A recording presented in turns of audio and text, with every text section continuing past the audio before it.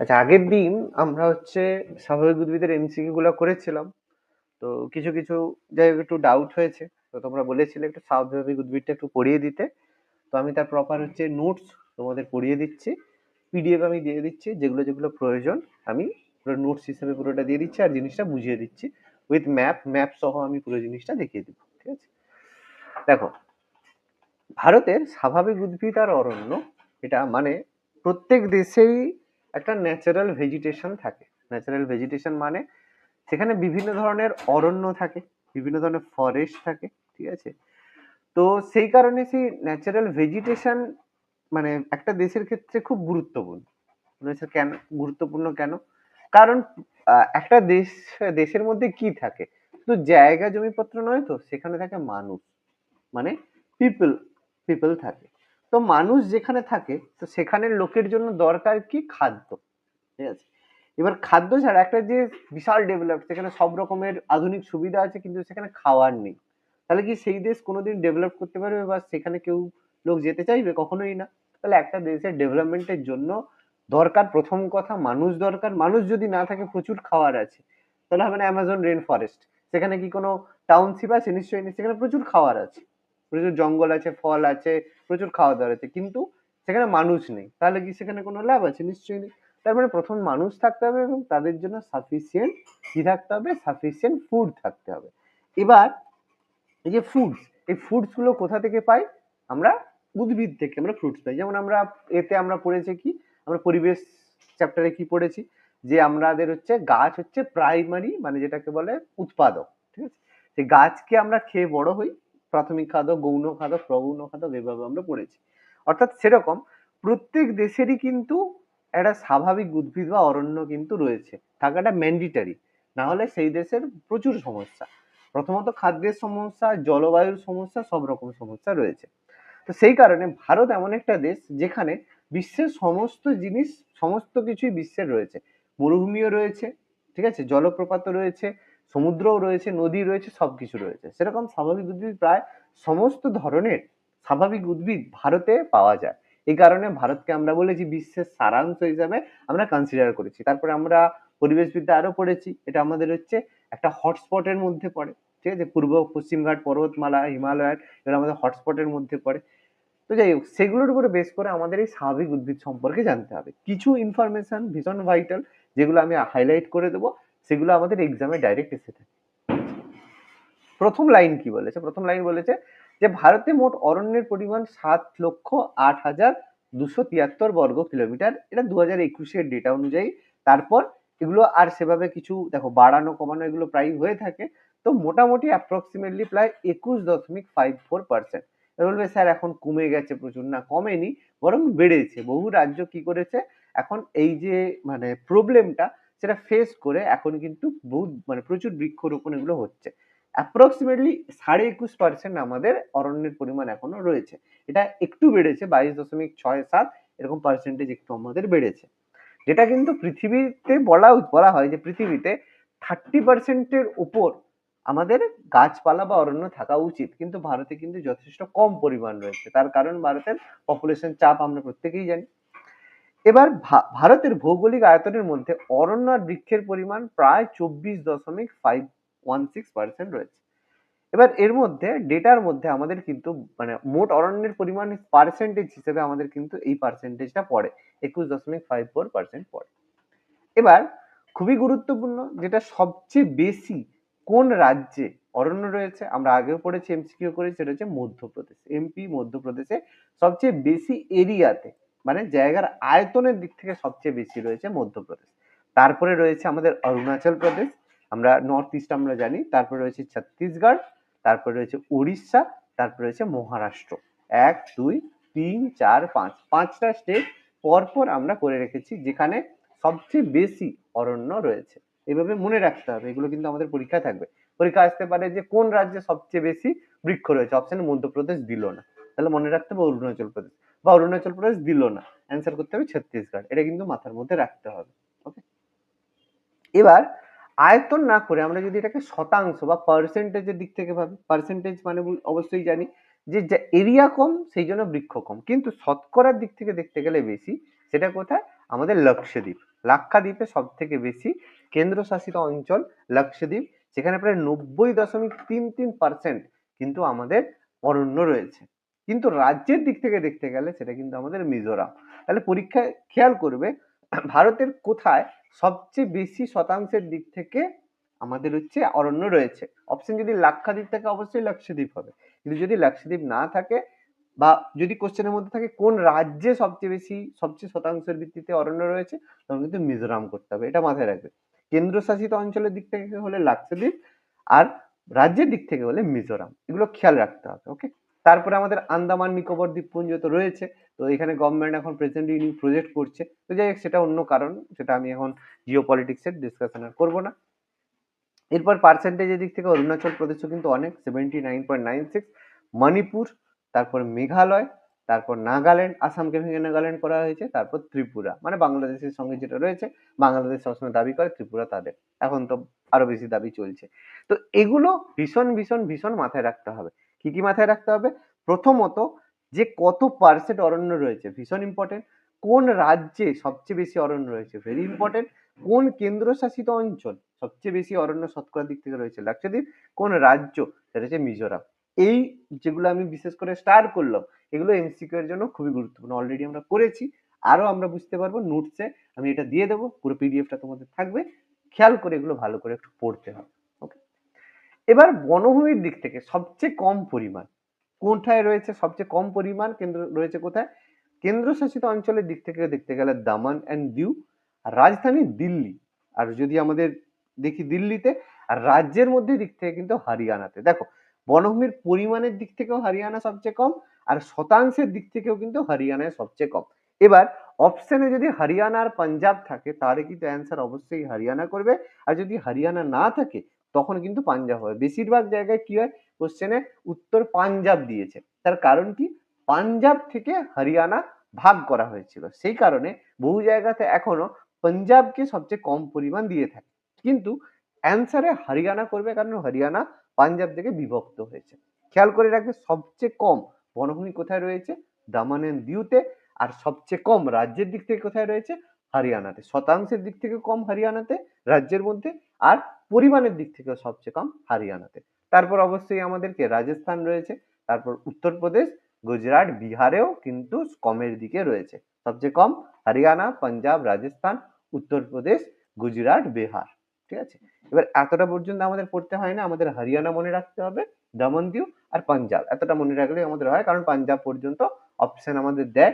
রাজস্থান খুব একটা আমাদের দেয় না, আর যদি অপশন থাকে দেখে আমরা বুঝতেই পারবো রাজস্থানের থর্ড ডেজার্ট রয়েছে, তো সেখানে হচ্ছে পার্সেন্টেজ কম হবেই। কিন্তু উত্তরপ্রদেশ মানে প্রথম তিনটে অমিট করে এতটা পর্যন্ত দেয় না। ওকে, এবার ভারতে বিভিন্ন ধরনের অরণ্য রয়েছে, আমরা একটু পরেই ভাগগুলো পড়বো। তার মধ্যে সবচেয়ে বেশি কোন অরণ্য রয়েছে? সবচেয়ে বেশি রয়েছে ক্রান্তীয় আর্দ্র পর্ণমোচী অরণ্য। এবার এই আর্দ্র, শুষ্ক, এগুলো সম্পর্কে আমরা আস্তে আস্তে জানবো, কোনগুলো ভাগ কিসের ভিত্তিতে ভাগ হয়।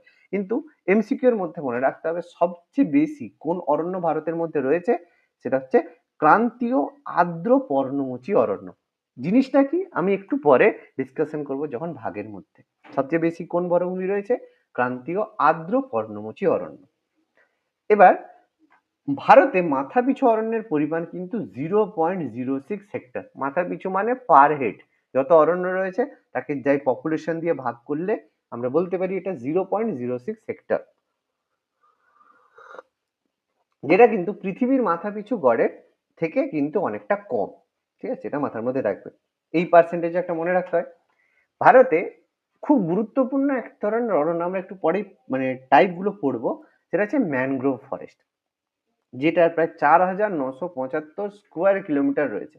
এবার আমাদের একটা মিসকনসেপশন রয়েছে, কি মিসকনসেপশন? এটাই যে ম্যানগ্রোভ ফরেস্ট ও সুন্দরবনেই আছে। না, ম্যানগ্রোভ ফরেস্ট কিন্তু শুধু সুন্দরবনে নেই, আরো অনেক জায়গাতেই আছে। কোন কোন জায়গায় আছে আমরা প্রপার একটু পরে আলোচনা করব, আমরা ম্যাপ দেখবো, সবকিছু আমরা পাবো এখানে।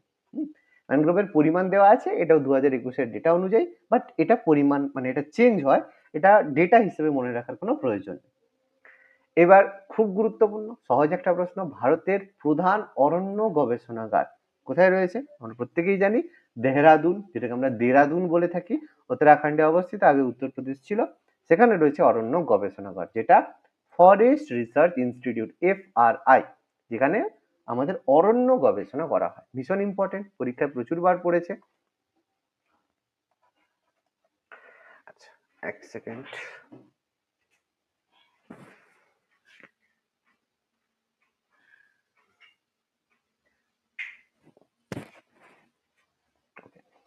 এবার ভারতে সামাজিক বন সৃজন গবেষণাগার, দেখো দুটোর মধ্যে আমাদের প্রচুর ডাউট হয়।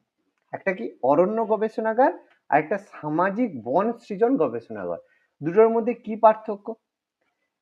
সামাজিক বন সৃজন গবেষণাগার কোথায়? উত্তরপ্রদেশে রয়েছে, সেটা হচ্ছে এলাহাবাদে। দুটোর মধ্যে পার্থক্য কি দেখো। অরণ্য গবেষণাগার কি হয়, সেখানে আমাদের অরণ্য সম্পর্কে, মানে আমাদের যে কি ধরনের অরণ্য থাকলে আমাদের ভেজিটেশন ভালো হবে সেগুলো নিয়ে গবেষণা করা হয়। আর সামাজিক বন সৃজন গবেষণাগার কি, কোথায় আমাদের ফরেস্টেশন করা উচিত। সামাজিক বন সৃজন মানে বৃক্ষরোপণ, সেটা। দুটোর মধ্যে এটা পার্থক্য। একটা অরণ্য গবেষণাগার, একটা সামাজিক বন সৃজন গবেষণাগার, দুটোর মধ্যে পার্থক্য আছে। আর দুটোর প্লেস আলাদা, দুটো কিন্তু মনে রাখতে হবে।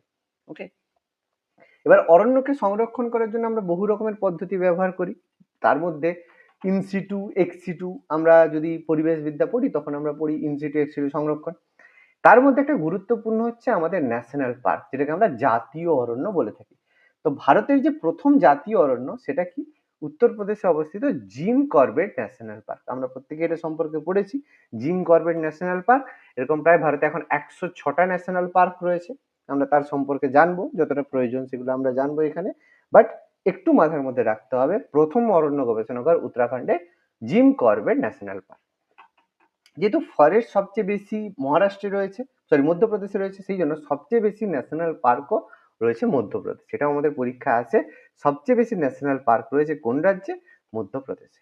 আর সবচেয়ে বেশি, আমি এই লাইনটা অলরেডি বলে দিয়েছি, সর্বাধিক বিস্তৃত অরণ্য ক্রান্তীয় আর্দ্র পর্ণমোচী অরণ্য, এটা সবচেয়ে বেশি বিস্তৃত অঞ্চল জুড়ে রয়েছে, যেটা উপরে আমি বলেছি। লাইনটা আরেকবার সেকেন্ড বার এখানে আছে, মনে রাখতে হবে। পৃথিবীর বৃহত্তম ম্যানগ্রোভ অরণ্য কোনটা? পৃথিবীর বৃহত্তম ম্যানগ্রোভ অরণ্য হচ্ছে পশ্চিমবঙ্গের সুন্দরবন।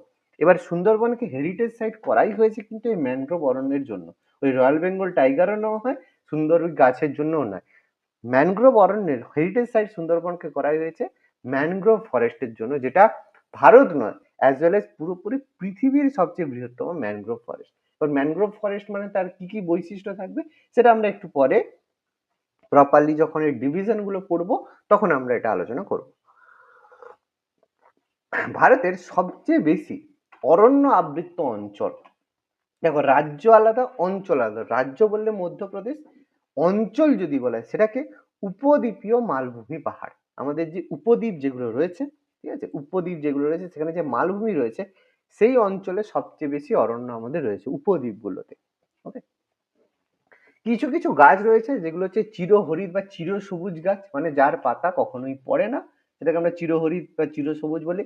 সেরকম গাছের কিছু এক্সাম্পল হচ্ছে শিশু গাছ, গর্জন গাছ, তুন গাছ। তিনটে এক্সাম্পল খুব গুরুত্বপূর্ণ চিরসবুজ গাছের উদাহরণ। ঠিক আছে, এগুলো আমাদের পড়ে। এছাড়া ভারতের সবচেয়ে কম অরণ্য সমৃদ্ধ রাজ্য, সেটা কিন্তু পাঞ্জাবকেই কনসিডার করা হয়। ঠিক আছে, এই যে পার্সেন্টেজ বা শতকরা দিক থেকে হরিয়ানা হয়, কিন্তু যত জায়গায় দেখবে কোশ্চেনে দেখবে পাঞ্জাব থাকে, সেই জন্য অ্যান্সার বহুবার হরিয়ানা পাঞ্জাব দেবে, এটা ভীষণ ভীষণ ডাউটফুল। পাঞ্জাব হবে না হরিয়ানা হবে। এবার কোনো জায়গায় দেখবে বেশিরভাগ জায়গায় অ্যান্সার পাঞ্জাব করে, আবার অনেক জায়গায় অ্যান্সার হরিয়ানা করে। এটা হচ্ছে ভারতের সেই সর্বোচ্চ শৃঙ্গের মতো ব্যাপার। কারণটা ওই যে পাঞ্জাব হরিয়ানা একসাথে ছিল, ফলে কোনো কোনো জায়গায় অ্যান্সার ওটাকে পাঞ্জাব নিয়ে নেয়, কোনো কোনো জায়গায় হরিয়ানা নেয়। ফলে চেষ্টা করবে, এবার এটা আমিও সাজেস্ট করতে পারবো না তোমরা অ্যান্সার কি করবে। এটা কিরকম বলো তো, ওই করলে ভুল হবে, ঠিকও হতে পারে। তুমি দেখলে পাঞ্জাব হরিয়ানা আছে, তুমি পাঞ্জাব করলে কোনো জায়গায় কোনো এক্সামে ঠিক দিয়ে দিল, কোনো জায়গায় কেটে হরিয়ানা করে দিল। এটা তুমি কোনো জায়গায় চ্যালেঞ্জও করতে পারবে না, এটা ডাউটফুল ব্যাপার। ওকে, তো যাই হোক খেয়াল রাখবে এটা ব্যাপার। আচ্ছা, ভারতের আমাদের সবচেয়ে গুরুত্বপূর্ণ অঞ্চল হচ্ছে পশ্চিম ঘাট পর্বত, পূর্ব ঘাট পর্বতমালা, পশ্চিম ঘাট পর্বতমালা। পশ্চিম ঘাট পর্বতমালা কোনটা? এই যে ভারত রয়েছে, ভারতের যে পশ্চিম দিকে মানে মহারাষ্ট্র, কর্ণাটক আর নিচে যে কেরালা, তার প্যারালাল বা সমান্তরাল হয়ে যে পর্বতমালাটা থাকে হচ্ছে পশ্চিম ঘাট পর্বতমালা, যেটা আমাদের মৌসুমী বায়ুর জন্য গুরুত্বপূর্ণ। মৌসুমী বায়ু আসে, ফলে এই জায়গায় বৃষ্টিপাত হয়।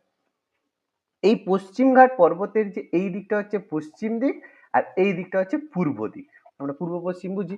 তো পশ্চিমঘাট পর্বতের পশ্চিম দিকের যে অরণ্য রয়েছে সেটা হচ্ছে চিরহরিত অরণ্য বা চিরসবুজ অরণ্য। কেন? কারণ এইটা আমাদের যে পাহাড়টা রয়েছে তার এটা অনুবাদ ঢালে পড়ে, আর অনুবাদ ঢালে আমরা জানি বৃষ্টিপাত প্রচুর বেশি হয়, আর উল্টো দিকে থাকে প্রতিবাদ ঢাল, যেটা হচ্ছে বৃষ্টির ছায় অঞ্চল হয়ে থাকে। তাহলে অনুবাদ ঢালে বৃষ্টিপাত বেশি হওয়ার কারণে এখানে রয়েছে চিরহরিত বা চিরসবুজ অরণ্য। কোথায়? না পশ্চিমঘাট পর্বতের পশ্চিম ঢালের অরণ্য। ভীষণ ভীষণ ইম্পর্টেন্ট। কোথায় ভারতের চিরহরিত বা চিরসবুজ অরণ্য পাওয়া যায়, দেখতে পাওয়া যায়? হচ্ছে পশ্চিমঘাট পর্বতের পশ্চিম ঢাল। ঠিক আছে? খুব এরকম ডাইরেক্ট কিন্তু এমসিকিউ আসে, খুব খেয়াল রাখতে হবে। ওকে, আচ্ছা, পর্ণমোচী বৃক্ষের উদাহরণ যেগুলো হচ্ছে টাইম পরে পরে মানে যে আমাদের বসন্তকালে সাধারণত সমস্ত মানে গাছের যে পাতা ফেলে দেয় সেটাকে শাল, সেগুন, পলাশ, শিশির, কুসুম, মহুয়া এক্সাম্পল আমাদের থাকে, সেগুলো আমরা করতে পারি, কোনো সমস্যা নেই। এবার এগুলো আমরা প্রত্যেকে জানি, এগুলো আমাদের এমসিকিউ এর মতো ব্যাপার, প্রচুরবার আমাদের পরীক্ষায় আসে, পড়েছি জিকের মতো। বিশ্ব অরণ্য দিবস কবে? 21শে মার্চ। জাতীয় অরণ্য সপ্তাহ কবে? 8 থেকে 14 জুলাই। বিশ্ব পরিবেশ দিবস কবে? 5 জুন। ভারতের বনভূমি সংরক্ষণ আইন কবে? 1980, ইন্দিরা গান্ধী টাইমে। জাতীয় বননীতি কবে? 1952। প্রথম ভারতের প্রথম বননীতি কবে? 1894, 1894 খ্রিস্টাব্দে ব্রিটিশ সরকার প্রথম বননীতি গ্রহণ করেছিল। ভারতের প্রথম যদি বলা হয় 1894, ব্রিটিশদের টাইম। কিন্তু জাতীয় বননীতি মানে ভারত সরকার যখন প্রথম পঞ্চবার্ষিকী পরিকল্পনায় 1952 সালে প্রথম জাতীয় বননীতি নিয়েছিল, আর বনভূমি সংরক্ষণ আইন ইন্দিরা গান্ধীর সময়ে 1980-তে নেওয়া হয়েছিল। আর বিশ্ব পরিবেশ দিবস প্রত্যেকবারে খুবই গুরুত্বপূর্ণ, জিকের মতো করি 5 জুন পালন করি। অরণ্য সপ্তাহ জাতীয় 8 থেকে 14 জুলাই, আর বিশ্ব অরণ্য দিবস 21শে মার্চ। এই ডেটগুলো আমরা প্রত্যেকেই জানি, কিন্তু এগুলো আমাদের মনে রাখতে হয়, এবং জিকের মধ্যে এই কোশ্চেনগুলো আমাদের সবসময় পড়ে থাকে এবং আমাদের মনে রাখতে হবে।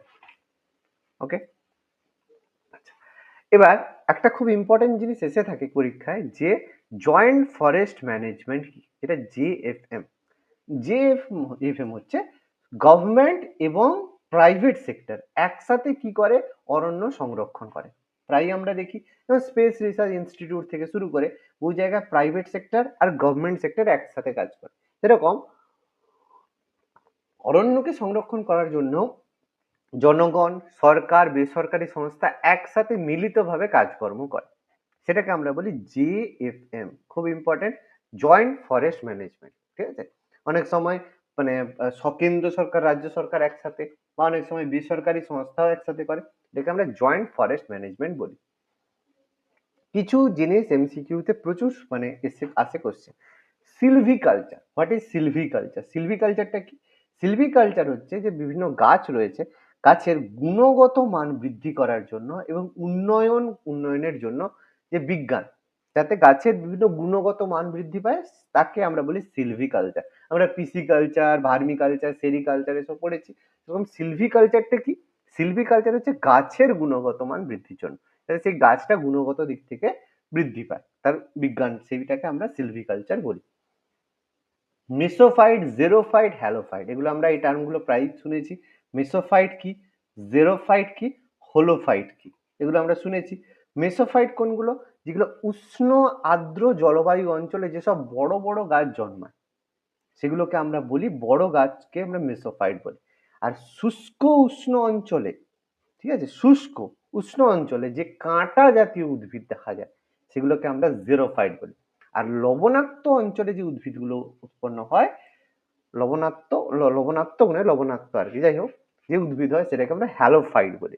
এগুলো প্রচুর বার পরীক্ষায় এসে থাকে, কোনটা হলোফাইট, কোনটা জেরোফাইট, কোনটা মেসোফাইট, এর মধ্যে ভীষণ বিস্তর সমস্যা সৃষ্টি হয়, সেই জন্য এটা আমাদের মনে রাখতে হবে। এবার এটা আমরা যে ম্যানগ্রোভ অরণ্যে আমরা 3 ধরনের বিশেষ জিনিস দেখতে পাই। একটা হচ্ছে কি ঠেসমূল, একটা হচ্ছে শ্বাসমূল, আর একটা হচ্ছে অধিমূল। বা 3টে জিনিস কি? ঠেসমূল হচ্ছে এই যে ম্যানগ্রোভ উদ্ভিদ রয়েছে, তাদের কি হয়, কাণ্ডের গোড়া থেকে একাধিক মূল বেরিয়ে এসে মাটিতে প্রবেশ করে। কেন? কারণ ম্যানগ্রোভ অরণ্য সুন্দরবন অঞ্চলে রয়েছে, যেটা সমুদ্রের কাছে, বে অফ বেঙ্গল, বঙ্গোপসাগরের কাছে। ফলে সমুদ্রের ঢেউ, জোয়ার ভাটার কারণে সেই গাছগুলো নড়ে যায়, কারণ জল এসে ধাক্কা মারছে, জল আবার নামছে, জল উঠছে নামছে, ফলে সেই গাছগুলো তো ভেঙে নিচে চলে যাবে, প্লাস ভূমিক্ষয় হবে। সেই কারণে সেই গাছগুলিকে দৃঢ়ভাবে আটকে রাখার জন্য, দৃঢ়ভাবে যাকে আটকে থাকে, সেই জন্য ম্যানগ্রোভ ফরেস্টে এই একাধিক মূলগুলো মাটিতে থাকে, যাতে নরম মাটিতে তারা আটকে থাকে। কেন ঠেস দিয়ে থাকে, যে ঠেস আমরা এই কারণে দিই, এই জন্য এটাকে বলা হয় ঠেস মূল। আর শ্বাসমূল কি, লবণাক্ত মাটি মানে সেখানে অক্সিজেনের সরবরাহ কম হয়, আর গাছ যদি অক্সিজেন না পায় তাহলে কি হবে, মারা যাবে। সেই জন্য শ্বাসকার্যে সহায়তা করার জন্য ম্যানগ্রোভ ফরেস্ট বা উদ্ভিদের কি হয়, সুন্দরী গাছ, এদের অভিকর্ষের বিপরীত দিকে মূল কি হয়, মাটির নিচে যায়, এরা কি করে উপরের দিকে আসে, এবং সেই মূলে অসংখ্য ছিদ্র থাকে, তার মাধ্যমে এরা কি করে নিঃশ্বাস প্রশ্বাস, মানে গাছের অক্সিজেনের সরবরাহ মেটায়। এই জন্য এটাকে শ্বাসমূল বলা হয়, শ্বাসকার্যে সাহায্য করে। আর অধিমূল কি, উদ্ভিদের কাঁচের নিম্নে চ্যাপ্টা তক্তার মতো কিছু অস্থানিক মূল বেড়ে। অস্থানিক মূল মানে যার ওই জায়গায় প্রয়োজনীয় এক্সট্রা মূল থাকে, সেই জন্য এটাকে বলা হয় অধিমূল। তাহলে এই টার্মগুলো মনে রাখতে হবে, ঠেসমূল কি, শ্বাসমূল কি, আর অধিমূল কি। আর এগুলো দেখায় কোথায়, এগুলো বেসিক্যালি ম্যানগ্রোভ ফরেস্টে দেখা যায়। অধিমূল, মানে অধিমূল বহু জায়গায় দেখা যায়, শুধু ম্যানগ্রোভ নয়, আমাদের কচুরিপানা থেকে শুরু করে বহু জায়গাতে এরকম অস্থানিক মূল দেখতে পাওয়া যায়। ঠিক আছে, এবার শুষ্ক পর্ণমোচী মানে যেসব জায়গায় কি হয়, শুষ্ক পর্ণমোচী মানে ঘাস, গুল্ম, ছোট ছোট পাতা, ঝরা পাতাকে, ঝরা পাতা যেসব গাছ থেকে পাতা ঝরে, তাদেরকে একসাথে বলা হয় শুষ্ক পর্ণমোচী। এরা গাছের পাতা এই কারণেই ঝরিয়ে দেয় যাতে বাষ্পমোচন না হয়, আর তারপরে গাছের পাতা ঝরার পেছনে তাদের রেচন হিসেবেও কাজ হয়।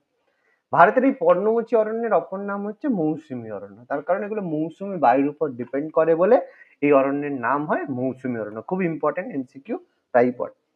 সরল বর্গীয় উদ্ভিদের উদাহরণ পাইন গাছ, ফার গাছ, দেবদারু গাছ, যেগুলো আমাদের বেসিক্যালি যে পাহাড়ি অঞ্চলে এই গাছগুলো দেখা যায়, পাইন, এই জন্য এগুলোকে সরল বর্গীয় বলা হয়। আলপি অরণ্য, জুনিপার, রোডোডেনড্রন, ন্যাক্স ভূমিকা, এগুলো বেসিক্যালি কি হয়, আমাদের যে কি বলে, ওই যে তোমাদের ওষুধ, ঠিক আছে, হোমিওপ্যাথি ওষুধের জন্য ন্যাক্স থেকে শুরু করে এগুলো ব্যবহার। ঠিক আছে, খুব গুরুত্বপূর্ণ সরল বর্গীয় উদ্ভিদের উদাহরণ, আলপি উদ্ভিদের উদাহরণ, এগুলো পরে আবার আছে, আমি দিয়ে দিচ্ছি। প্রচুর ইম্পর্টেন্ট বলা হয়, চিনি বা সিরাপ তৈরি হয় কোন গাছের রস থেকে, প্রচুর চিনি বেসিক্যালি বলা হয় তৈরি করা হয় ম্যাপল গাছের রস থেকে, প্রচুর বার, বা সিরাপ তৈরি হয় ম্যাপেল গাছ, প্রচুর বার এই কোশ্চেনটা পড়েছে।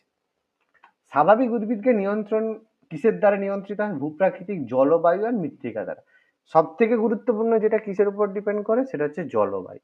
ঠিক আছে, জলবায়ু যেমন হবে সেই অনুযায়ী কিন্তু গাছপালা হয়। অপশনে যদি তিনটেই থাকে তাহলে অ্যান্সার কিন্তু আমরা জলবায়ু করবো, কিন্তু তিনটের উপরই সে ডিপেন্ড করে, মৃত্তিকার উপরেও করে, ভূপ্রকৃতির উপরেও করে, কিন্তু প্রধান ডিপেন্ড করে সে জলবায়ুর উপর। ওকে, আচ্ছা, এবার ভারতে শঙ্কু আকৃতির উদ্ভিদ, শঙ্কু আকৃতি মানে এরকম শঙ্কু থাকে, মানে উপর দিকটা সূচলো, সেগুলো কোথায় থাকে, সরল বর্গীয় বা আলপি অরণ্য, মানে যেগুলো পাহাড়ি গাছ থাকে, পাহাড়ে জেনারেলি সরল বর্গীয় বা আলপি অরণ্য দেখা যায়।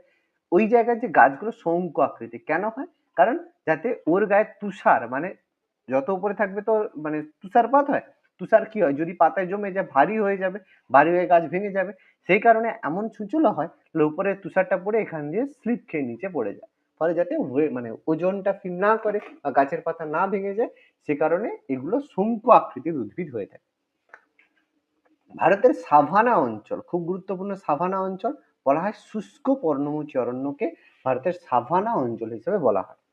খুব ইম্পর্টেন্ট কিছু কোশ্চেন আছে, ভারতের প্রথম বন মহোৎসব পালন করেছিলেন কে, ডক্টর কানাইলাল মানিকলাল মুন্সি। খুব ইম্পর্টেন্ট, প্রচুরবার পরীক্ষায় এসেছে, প্রথম বন মহোৎসব পালন করেছিলেন কে, ডক্টর কানাইলাল মানিকলাল মুন্সি। আর জাতীয় অরণ্যের প্রথম শ্রেণী বিভাগ কি করেছিলেন, ক্লাসিফিকেশন, আবহ বিজ্ঞানী, তার নাম ছিল চ্যাম্পিয়ন, এটাও পরীক্ষায় প্রচুরবার এসেছে, যা ভারতের জাতীয় অরণ্যের প্রথম শ্রেণী বিভাগ 1894, একটু আগে যে বললাম প্রথম বননীতি, সেই সময় তিনি অরণ্যের ভাগ করেছিলেন, আবহাওয়া বিজ্ঞানী চ্যাম্পিয়ন।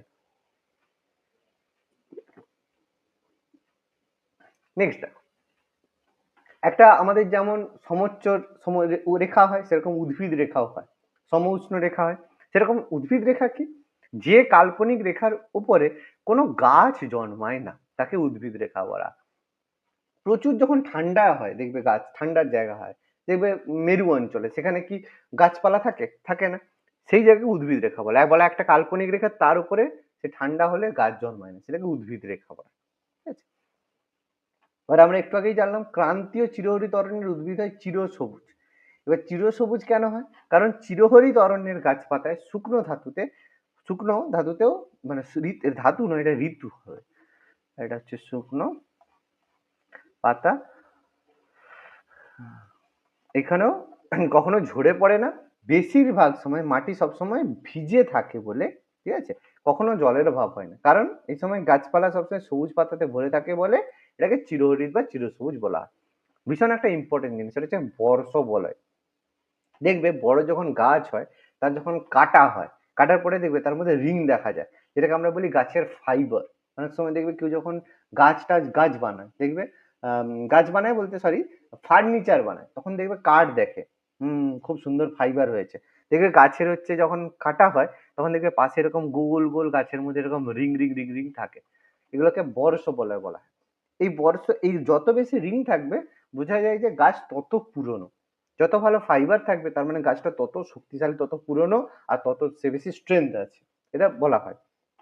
তাহলে বর্ষ বলয় বলা হয়। তাহলে যেগুলো বহু বর্ষজীবী উদ্ভিদ হয়, বহু বছর বাদ, এই বহু বর্ষজীবী উদ্ভিদের কাণ্ডের আনুভূমিক প্রস্থচ্ছেদ করলে, মানে মাঝামাঝি কাটলে কিছু সমকেন্দ্রীয় বৃত্তাকার স্তর দেখতে পাওয়া যায়।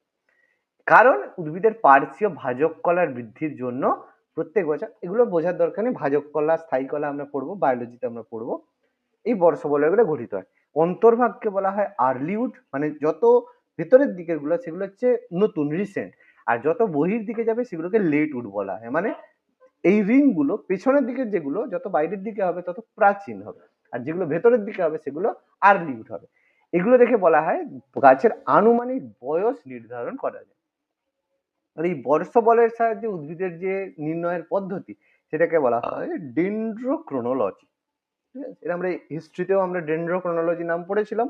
সেরকম এই বর্ষ বলয়ের সাহায্যে উদ্ভিদের বয়স নির্ণয় করার বিজ্ঞানকে বলা হয় ডেন্ড্রোক্রোনোলজি। ভীষণ ভীষণ ইম্পর্টেন্ট একটা ইনফরমেশন, এমসিকিউ এর জন্য ভীষণ গুরুত্বপূর্ণ।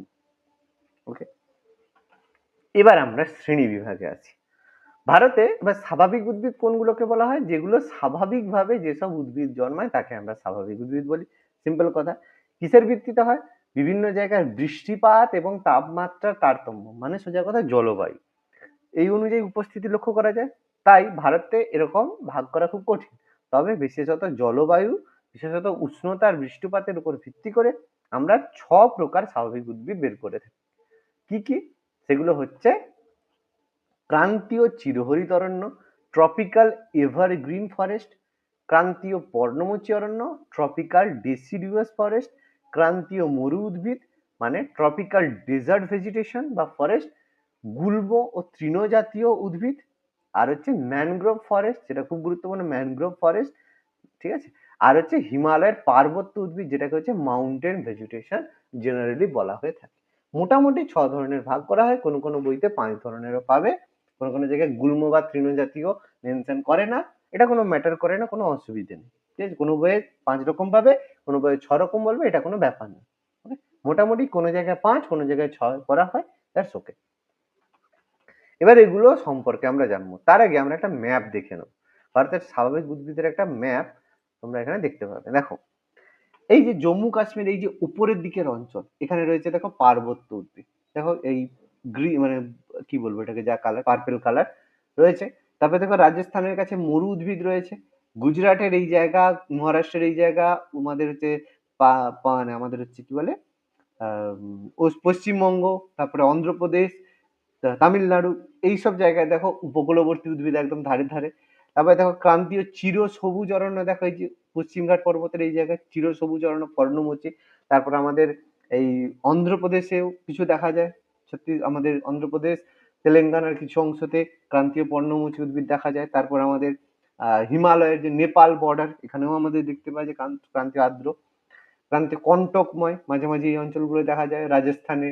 ঠিক আছে, এই গুজরাটের এই অঞ্চল দেখা যায়, আমরা আস্তে আস্তে এগুলো পাবো। ম্যাপ কোন জায়গায় কি ধরনের দেখা যায় সেটা আমাদের দেওয়া রয়েছে। ঠিক আছে, এই ম্যাপটা তোমাদের রয়েছে, একটু ভালো করে দেখবে, তাহলে কোন রাজ্যে কোন এরিয়ায় কি ধরনের উদ্ভিদ পাওয়া যায় সেটা তোমরা পেয়ে যাবে। আচ্ছা, এবার এই যে অরণ্যগুলো রয়েছে তাদের সম্পর্কে ইনফরমেশন। প্রথমে ক্রান্তীয় চিরহরিৎ অরণ্য, এখানে সবচেয়ে বেশি বৃষ্টিপাত হয়, বার্ষিক প্রায় 200 সেন্টিমিটারেরও অধিক বৃষ্টি এখানে দেখতে পাওয়া যায়। তাপমাত্রা 25 থেকে 27 ডিগ্রি থাকে, আর্দ্রতা বা যেটাকে হিউমিডিটি বলি সেটাও 77%-এর অধিক হয়। এত কিছু ভালো থাকার জন্য উদ্ভিদের ঘনত্ব বেশি থাকে, আর গাছ যেগুলো খুব শক্তপোক্ত হয় বলে জেনারেলি ফার্নিচার বা জাহাজের যে পাটাতন শক্তপোক্ত দরকার, তার জন্য এগুলো তৈরি করা হয়। কোথায় দেখা যায়? পশ্চিম ঘাট পর্বতের পশ্চিম ঢাল, একটু আগে বললাম খুব গুরুত্বপূর্ণ, যেটা প্রায় 500 থেকে 1300 মিটার পর্যন্ত উচ্চতা পর্যন্ত দেখা যায়। এছাড়া নর্থ ইস্টে আসাম, নাগাল্যান্ড, অরুণাচল প্রদেশ, মণিপুর, মিজোরাম, ত্রিপুরা আর আন্দামান নিকোবর দ্বীপপুঞ্জ। আমি ম্যাপটা দেখালাম, সেই ম্যাপের সঙ্গে দেখবে, ম্যাচ করে দেখবে, এটা পেয়ে যাবে, সুন্দরভাবে দেওয়া আছে। কি কি উদ্ভিদ এখানে? টুন, জাম, বাঁশ, চাপশাল, গর্জন, মুলি এই ধরনের গাছ দেখা যায়। কাঠ শক্ত হয়, শক্তপোক্ত হয়। উচ্চতা, গাছের উচ্চতা প্রায় 60 মিটার হয়ে থাকে, আর বড় বড় পাতা থাকে বলে চাঁদোয়া বা ক্যানোপির মতো সৃষ্টি হয়। এখানে খুবই গুরুত্বপূর্ণ কোশ্চেন যেটা এখান থেকে আসে সেটা হচ্ছে ট্রপিক্যাল রেন ফরেস্ট কোন কোন জায়গায় দেখা যায়, তার মধ্যে সবচেয়ে গুরুত্বপূর্ণ পশ্চিমঘাট পর্বতের পশ্চিম ঢাল, ঠিক আছে। আর কোন গাছ, গাছের মধ্যে সবগুলো কম বেশি থাকে, ঠিক আছে। বিশেষ করে বাঁশ গাছ, এটা আমাদের এমসিকিউতে বেশি দিয়ে থাকে বাঁশটা সম্পর্কে। ক্রান্তীয় উপচিরোদ্যান ট্রপিক্যাল সেমি এভারগ্রিন, এটা একটু কম বৃষ্টি হয় সেই জন্য সেমি হয়, 200 থেকে 250, তাপমাত্রা 24 থেকে 27, আর্দ্রতা 75%, মানে একটু কম। এটা জেনারেলি পশ্চিম উপকূল, আসাম, ওড়িশা এবং আন্দামান অঞ্চলে এটা দেখতে পাওয়া যায়। গাছ কি কি রয়েছে? কদম, জারুল, রোজউড, শিমুল। পরীক্ষায় প্রচুর কোশ্চেন আসে যে রোজউড কোন ধরনের মানে ট্রপিক্যাল রেন ফরেস্টের মধ্যে পড়ে, সেমি এভার ট্রপিক্যালে রোজউড পড়ে বা শিমুল, এই দুটো কম বেশি আছে, রোজউডটা বেসিক্যালি বেশি আছে। এটা হচ্ছে আর্দ্র চিরহরিৎ আর পর্ণমোচীর মানে পর্ণমোচী উদ্ভিদের অঞ্চল। এখানে এখানে পরজীবী উদ্ভিদের আধিক্য দেখতে পেয়ে যায়। আর শুষ্ক ক্রান্তীয় চিরহরিৎ, তাপমাত্রা 28 ডিগ্রি সেন্টিগ্রেড, আর্দ্রতা 75, বার্ষিক বৃষ্টিপাত 100 সেন্টিমিটার হলে জেনারেলি তামিলনাড়ু অঞ্চলে এটা দেখতে পাওয়া যায়, শুষ্ক হয় এই কারণে। আর শুষ্ক হওয়ার কারণ কি? এটা পূর্বঘাট পর্বতমালার উপরে অবস্থিত বলে এটা জেনারেলি শুষ্ক হয়, কম বৃষ্টিপাত হয়। যেখানের মধ্যে খিরনি, নিম, রিঠা, রিঠা আমরা জানি ওই যে ব্যবহার করে থাকি, মেয়েরা বেশি ইউজ করে রিঠা, এগুলো এই অঞ্চলের প্রধান উদ্ভিদ, বিশেষ করে রিঠা আর খিরনি, এটা এমসিকিউতে বেশি আছে। তাই এখানেও শীতকালীন বৃষ্টিপাতে এখানে চিরহরিৎ অরণ্যের সৃষ্টি হয়েছে। শীতকালীন বৃষ্টিপাত কেন? মৌসুমী বায়ু যখন রিটার্ন আসে তখন এই জায়গায় বৃষ্টিপাত, এবং আমরা জানি তামিলনাড়ুর উপকূলে বছরে 2 বার বৃষ্টিপাত হয়, ঠিক আছে। তার কারণ মানে ঘুরে আসার সময়, এটা জলবায়ু পড়ানোর সময় বলেছিলাম, যদি জানো ভালো, নাহলে আমরা জলবায়ু পড়ানোর সময় আবার আলোচনা করবো কেমন তামিলনাড়ু চেরি ব্লুজম বলা হয়, ঠিক আছে, কফি শাওয়ার বলা হয়, ডিসকাস আমরা পরে করবো। তো যাই হোক, এখানে ক্রান্তীয় শুষ্ক চিরহরিৎ অরণ্য দেখতে পাওয়া যায়। এরপর ক্রান্তীয় পর্ণমোচী অরণ্য, ট্রপিক্যাল ময়েস্ট ডেসিডিউয়াস ফরেস্ট, যেটা 100 থেকে 200 সেন্টিমিটার বৃষ্টি হয়, আর্দ্রতা থাকে। কোথায়? বিশেষ করে হিমালয়ের তরাই আর ডুয়ার্স অঞ্চলে। পশ্চিমবঙ্গে আমরা জানি হিমালয়ের পাদদেশের তরাই এদিকটা আর ডুয়ার্স এদিকটা থাকে। পশ্চিমবঙ্গের সমভূমি অঞ্চলে, আসামের সমভূমি অঞ্চলে, উড়িষ্যা, অন্ধ্রপ্রদেশ আর পশ্চিমঘাট পর্বতের পূর্ব ঢালে জেনারেলি এই ক্রান্তীয় আর্দ্র পর্ণমোচী ট্রপিক্যাল ময়েস্ট ডেসিডিউয়াস ফরেস্ট দেখা যায়। সেটা চিরহরিৎ, এটা পর্ণমোচী, দুটো সম্পূর্ণ ডিফারেন্ট। কি কি রয়েছে এর মধ্যে? জারুল গাছ রয়েছে, খুব ফেমাস জারুল গাছ রয়েছে, আম গাছ, শিরীষ গাছ, চন্দন গাছ, জারুল গাছ, আম গাছ, শাল, সেগুন গাছ, চন্দন গাছ, শিরীষ গাছ, প্রত্যেকটা ইম্পর্টেন্ট গাছ, যেটা আমাদের ক্রান্তীয় আর্দ্র পর্ণমোচী অরণ্যের মধ্যে অন্যতম। প্রত্যেকটা ইম্পর্টেন্ট এক্সাম্পল থাকে। এতে দেখো বর্ষ বলয়যুক্ত হয়, এই জন্য ফার্নিচারে ব্যবহার করা হয়, খুব গুরুত্বপূর্ণ। ক্রান্তীয় শুষ্ক পর্ণমোচী অরণ্য জেনারেলি উত্তরপ্রদেশের দক্ষিণ পূর্বাঞ্চল, মধ্যপ্রদেশ, তেলেঙ্গানা, ছত্তিশগড়, অন্ধ্রপ্রদেশ, তামিলনাড়ু, কর্ণাটক, এইসব জায়গায় জেনারেলি ক্রান্তীয় শুষ্ক। ম্যাপ দেখবে পেয়ে যাবে। বৃষ্টিপাত 50 থেকে 100 সেন্টিমিটার হয়, শুষ্ক শীতকাল আর আর্দ্র গ্রীষ্মকাল হয়ে থাকে। শুষ্ক শীতকাল হয় আর আর্দ্র গ্রীষ্মকাল মানে গ্রীষ্মকালে বৃষ্টিপাত, কম আর্দ্রতা হয়। এখানে বেসিক্যালি কুল গাছ, পলাশ গাছ, মহুয়া গাছ, শাল গাছ, শিমুল গাছ, তারপরে খয়ের গাছ এগুলো থাকে। এখানেও প্রচুর ইম্পর্টেন্ট, বিশেষ করে শাল গাছ, মহুয়া গাছ, পলাশ গাছ এর বিশেষ বড় এক্সাম্পল।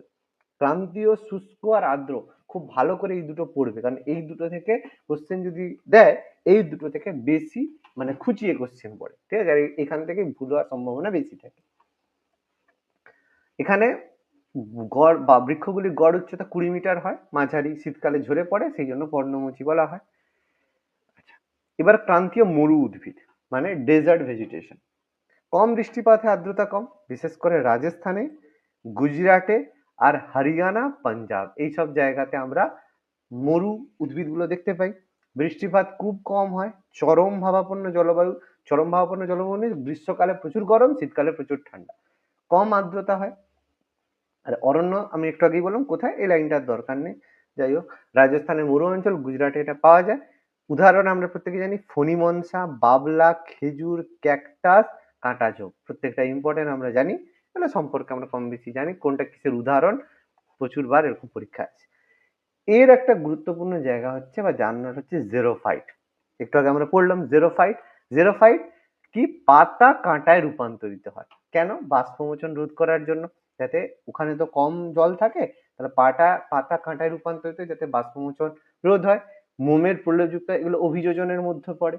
মূল অনেক গভীর পর্যন্ত যায়, কারণ জল তো থাকে না। জেরোফাইট। গুল্ম বা তৃণজাতীয় বিশেষ এক্সাম্পল হচ্ছে সাবাই ঘাস, ঠিক আছে? খুব ইম্পর্টেন্ট।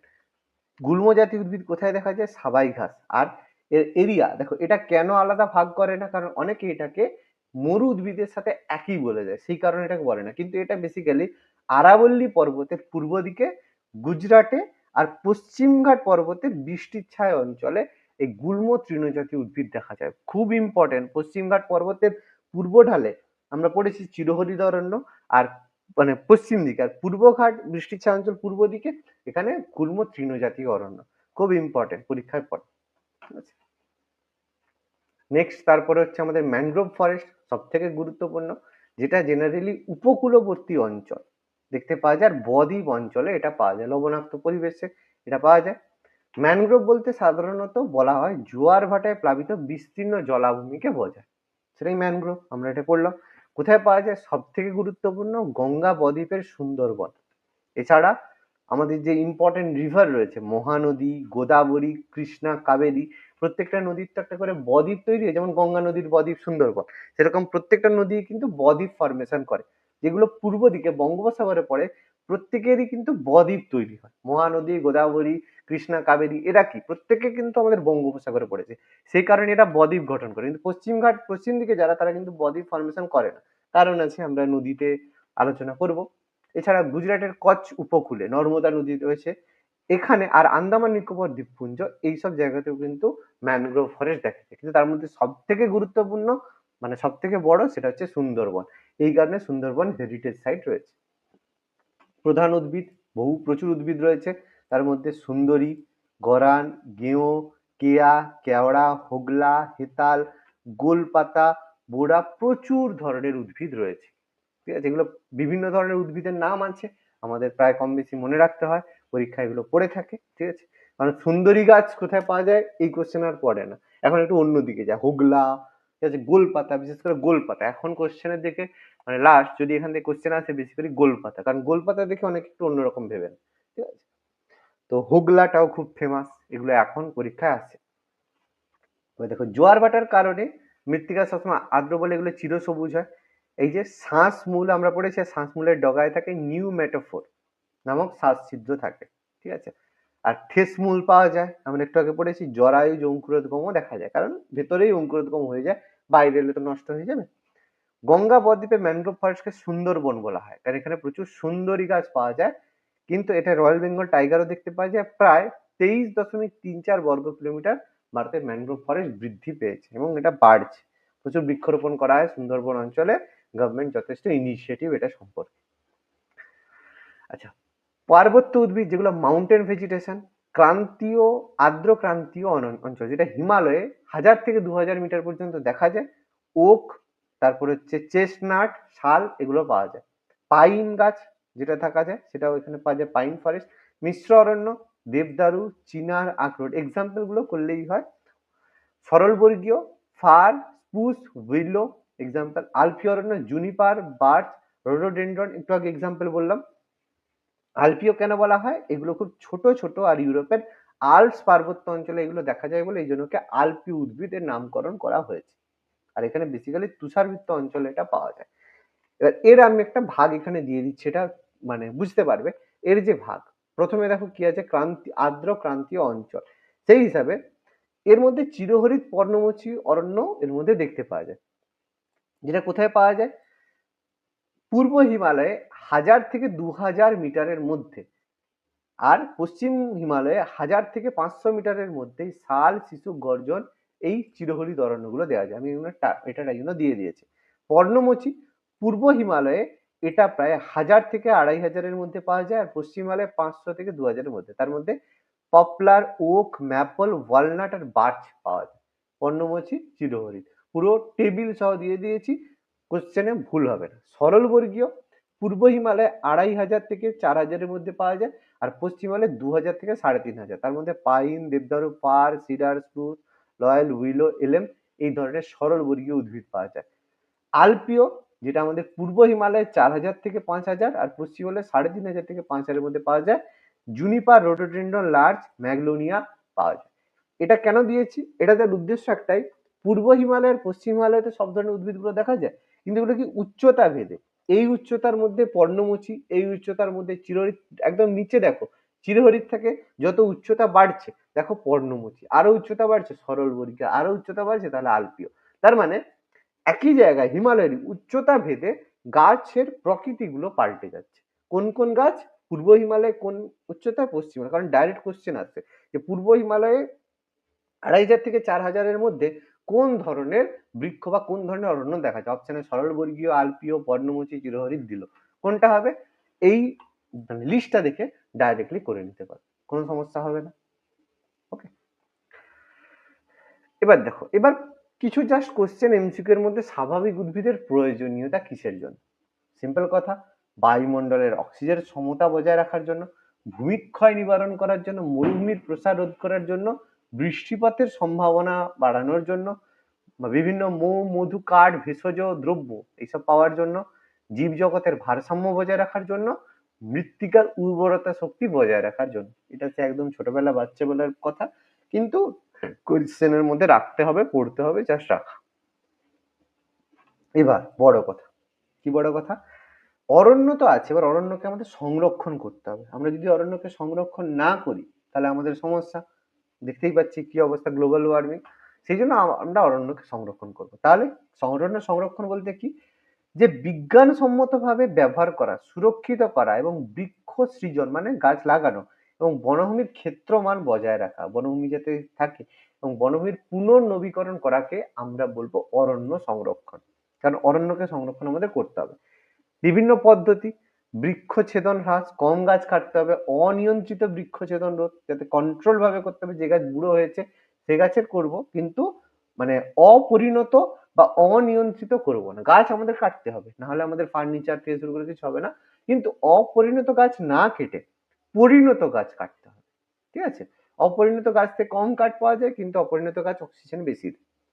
অনিয়ন্ত্রিতভাবে করা যাবে না, কারণ প্রয়োজন অনুযায়ী বাসস্থানের যোগান, খাদ্য, সেগুলোকে মাথায় রেখে আমাদের বৃক্ষছেদন, ফলে বৃক্ষছেদন কম করতে হবে, কিন্তু দরকার।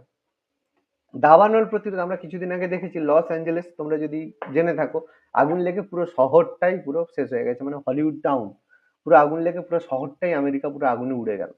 ঠিক আছে, যদি ঘটনাটা জানো ভালো কথা, না জানো তাহলে একটু দেখে নেবে, গুগল করলেই পেয়ে যাবে। দাবানলের কারণে পুরো শহরটাই, মানে এত ডেভেলপড শহর যেখানে হলিউডের সব সেলিব্রিটিদের ঘর রয়েছে, সেদি লস অ্যাঞ্জেলেস নাম হয়তো শুনেছো, পুরো পুড়ে শেষ হয়ে গেছে দাবানলের কারণে। কাঠের জ্বালানির পরিবর্তে আমাদের বিকল্প জ্বালানির ব্যবহার করতে হবে, গ্যাস থেকে শুরু করে বলেছে। বনসৃজন এবং পুনঃবনসৃজন করতে হবে, যেসব বৃক্ষছেদনের পরে সেই গাছে আবার বা পতিত জমিতে যেগুলো চাষের অনুপযুক্ত সেই জায়গায় গাছ লাগাতে হবে, ঠিক আছে? তাহলে আমাদের অক্সিজেনের সাপ্লাই থাকবে, পদ্ধতি রয়েছে। এবার কিছু লিস্ট আমি দিয়েছি বিভিন্ন জাতীয় উদ্যান অভয়ারণ্য, তার মধ্যে গুরুত্বপূর্ণ কোন জায়গায় কি কি সংরক্ষণ করা। বন্দিপুর জাতীয় উদ্যান ন্যাশনাল ফরেস্ট, যেখানে কর্ণাটকে রয়েছে হাতিবাগ, ব্যান্দার, অ্যান্টিলোপ সংরক্ষণ করা হয়। বন্দিপুর রয়েছে কর্ণাটকে। বেতলা রয়েছে ঝাড়খণ্ডে। তারপরে বালপক্কম রয়েছে মেঘালয়, খুব ফেমাস। বান্ধবগড় রয়েছে মধ্যপ্রদেশ, প্রচুর রয়েছে, তার মধ্যে যেগুলো খুব ইম্পর্টেন্ট আমি সেগুলো দিয়েছি। চন্দ্রপ্রভা উত্তরপ্রদেশে। করবেট আমরা জানি সবচেয়ে প্রাচীনতম, সেটা রয়েছে আমাদের উত্তরাখণ্ডে। তারপরে দচিগ্রাম জম্মু কাশ্মীরে রয়েছে। দুধওয়া উত্তরপ্রদেশে রয়েছে। কি কি সংরক্ষণ করা হয় সেগুলো আমি দিয়ে দিয়েছি। ঘানা পাখিরালয়, যেটা রয়েছে আমাদের ভরতপুর রাজস্থানে, খুব ফেমাস কেলিয়াডিও। গির ন্যাশনাল পার্ক গুজরাটের জুনাগড়ে। গরুমারা একশৃঙ্গ গন্ডারের জন্য জলহস্তী পশ্চিমবঙ্গ। হাজারিবাগ ঝাড়খণ্ডে। জলদাপাড়া এখানে একশৃঙ্গ গন্ডারের জন্য সব থেকে ফেমাস, পশ্চিমবঙ্গে রয়েছে। কানহা মধ্যপ্রদেশে রয়েছে। কাজিরাঙ্গা আসাম একশৃঙ্গ গন্ডারের জন্য ফেমাস।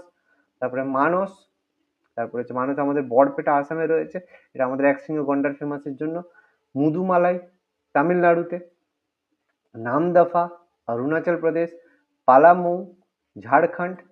পেরিয়ার খুব ফেমাস, ইদ্দুকি কেরালাতে রয়েছে। পান্না বাঘের জন্য ফেমাস মধ্যপ্রদেশে। গ্রেট হিমালয়ান হিমাচল প্রদেশ, যেখানে স্নো লেপার্ড, ঠিক আছে, এখানে ফেমাস গ্রেট হিমালয়ান। তারপরে সুন্দরবন তো আমাদের ফেমাস রয়্যাল বেঙ্গল টাইগারের সংরক্ষণের জন্য, এটা আমাদের হেরিটেজ সাইট রয়েছে পশ্চিমবঙ্গের, খুব ফেমাস 1987। সিমলিপাল যেটা আমাদের উড়িষ্যাতে রয়েছে, এখানে হচ্ছে চিতল মাছ সংরক্ষণ করা হয়, গৌড়। তারপর হচ্ছে তাদোবা, যেটা হচ্ছে আমাদের আন্ধ্রেরই, যেটা মহারাষ্ট্রে রয়েছে। ওয়াইল্ড লাইফ স্যাংচুয়ারি কচ্ছের রন রয়েছে, যেখানে নীলগাই সংরক্ষণ করা হয়। তো এগুলো আমাদের কম বেশি অনেক আছে, 106টা আছে, তার মধ্যে কিছু কিছু যেগুলো গুরুত্বপূর্ণ সেগুলো আমি দিয়েছি। মেরিন ন্যাশনাল পার্ক 7টা রয়েছে, লিস্ট তোমাদের আগে হয়তো দিয়েছিলাম, যদি থাকে ভালো, না থাকলে নিয়ে নেবে এখানে। গালফ অফ কচ্ছ যেটা আমাদের গুজরাটে রয়েছে, এটা ভারতের প্রথম মেরিন ন্যাশনাল পার্ক গুজরাটে রয়েছে।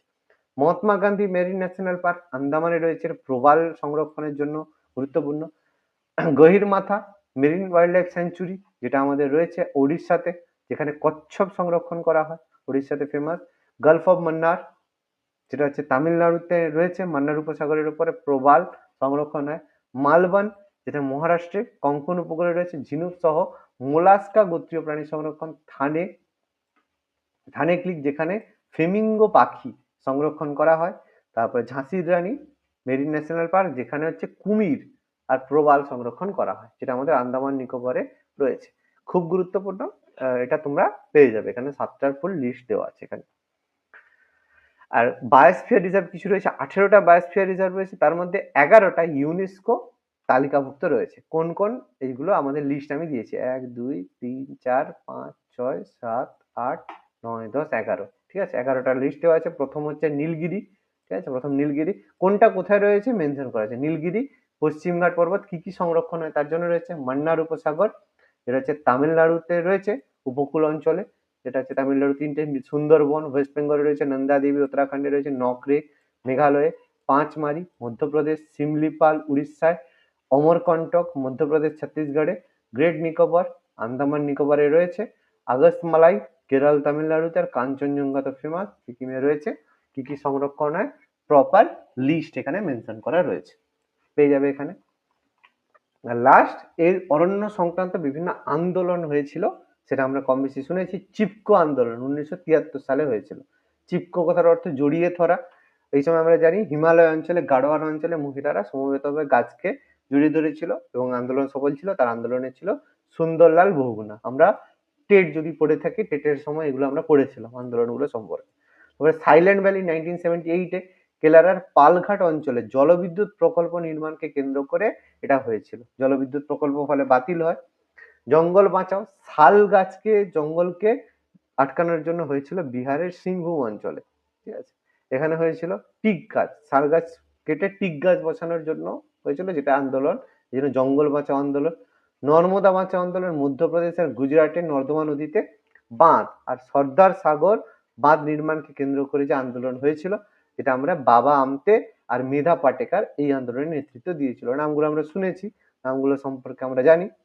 আর আপ্পিকো আন্দোলন চিপকো আন্দোলনের দ্বারা অনুপ্রাণিত হয়ে কান্নাড়া জেলায় আপ্পিকোতে আন্দোলন হয়েছিল।